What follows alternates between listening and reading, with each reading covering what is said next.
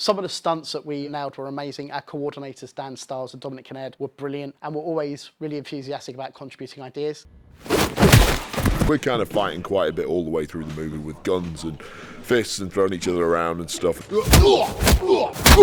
Throughout the movie there's lots of really cool fight scenes, which is really exciting to be able to do that.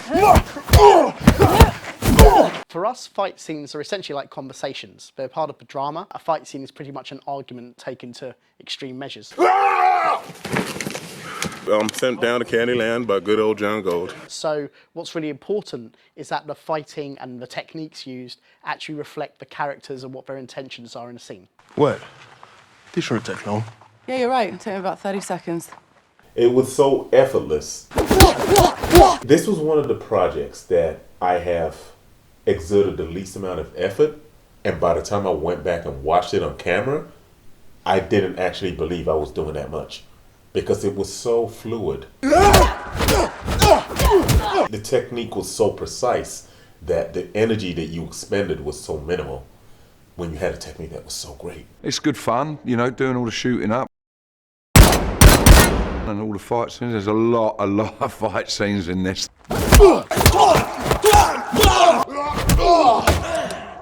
I think there's 19 fights in this, which is unbelievable. Action. With all the stunts, martial arts background, high octane action, and with all that, anybody that thought that it might be a testosterone-filled fest, it was the total opposite. We were cracking jokes. We were cracking silly jokes. From the fight scene, getting beat up. You're getting beat up. Joe Egan, oh my God. When I first met him, the biggest, most gritty looking guy, but you speak to him and you're like, wow, you know, I want to move in with you. The Greg Burridge School of Driving. Yeah. You know, There's a couple of the rolls. result down there. Yes. Keep death off the roads. Make sure Greg walks.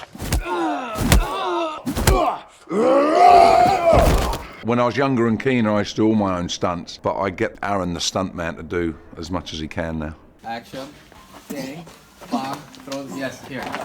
We're going to get the Vinnie Jones double through the doors. Aaron's going to come flying through, bit of a flail, onto our lovely boxes. I'm going to hit the doors with my shoulder, and as I fall, twist, flail a bit, and then land it. There may be some sugar glass involved as well, but it's real glass if anyone asks. I'll say turn over. I'll wait for 3 cameras to let me know that they're on speed and ready. And then I'll hand it over to Dom and Aaron to do their thing. 3, 2, 1, action!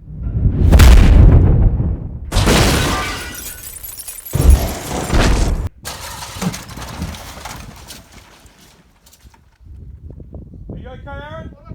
Part of the problem is they can't find a stuntman my size, so I'm kind of forced to have to do all my own stunts and all my own fight scenes and stuff like that.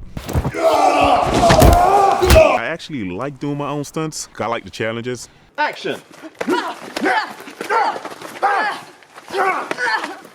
We're on location at the Hush House at RAF Bentwaters in Suffolk. What we're filming today and for the next 2 days after that is our final showdown. It's a big gun battle with a lot of live fire. A lot of people use VFX and sort of CGI muzzle flashes, and we'll have some of those, but we really prefer to keep things physical and in camera. I'm basically Arnold Schwarzenegger of this movie. I've done a few films already, so I'm kind of used to it now. You get a lot of kick from it, it's loud. There's always a bit of craziness on set, but it's a lot of fun. We're working with an amazing special effects supervisor and armourer who provide amazing looking weapons. Sorry, I'm not a big fan of guns off set, but on film, they work. They really work. It's going to be a big gun battle with big bang bullety bullets going absolutely everywhere. So there's a lot of cordite in the air right now. I did have a gun originally in the script, and then they totally took that away when they met me. Where do I aim it? Put it on there. It took me 10 minutes to learn how to fall on a crash mat the other day.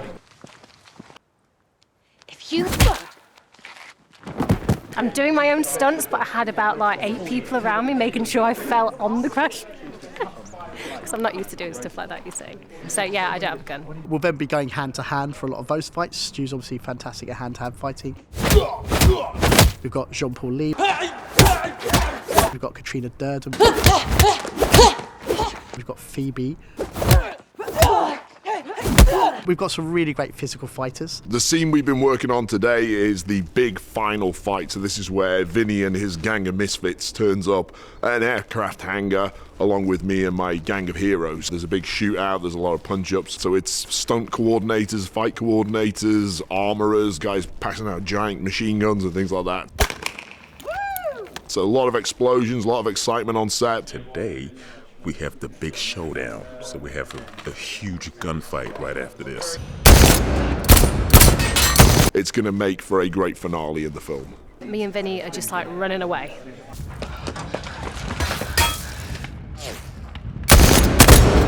It's going to be a massive free-for-all right now, and I'm hiding right behind that tin bin right there, just watching. Safest place to be, in my little fur coat. Stay here, you'll be safe. Do what you got to do. Well, I'm not proud to say, but let me just say, not me, my character beats up 2 women. But, I get killed in the end. So, hey, there's a golden goose at the end of the tunnel. As well as being one of the producers on I Am Vengeance Retaliation, you might recognise me very briefly at the beginning of the film as one of the first people that Stu punches in the face. Doing a really brief fight scene in the film was great fun and something I really enjoyed doing. Also really difficult because Stu is enormous. You don't really realise until you get up close and personal with the guy just how big Stu is. And throwing a punch at his face, I felt like a flea trying to attack a dog, basically. Ready, and action. Doing the choreography for that opening fight sequence, we ran the scene quite a few times with Ross and Tim Mann, the fight choreographer, and obviously then Stu stepped in. And that actually was the moment when everything changed slightly because of the presence of Stu there and his size. It was quite a simple fight sequence, really, but the level to which it was choreographed and blocked and practiced over and over again before we rolled cameras on it really made sure, and I think this is true of all the fight scenes in the film, that the quality of the action is even a step up from the first film. Hey, Gold, I always heard you was some kind of one-man killer machine. So what are you waiting for? Renner has a character flaw, which is he's overconfident and he's a bit cocky. And that is a character flaw. So John Gold shows up. You're John Gold. The John Gold. Yep. And, well, John Gold has like a little, it's almost like a truncheon type of thing, right? And Renner has these 3 guys and they all got guns. And he's like, what are you going to do with that? You know, and before he can even finish the sentence, right between the eyes, man, Renner gets taken out. I literally just got sent to a place I call Candyland, and that's where brothers go to sleep. He did hit the mark a couple times, but I would say that, you know, my left eye kind of, you know. Got taken to the prom a couple times, you know. I was actually dreaming about rabbits for some reason, I don't know, because they're soft and cuddly, you know.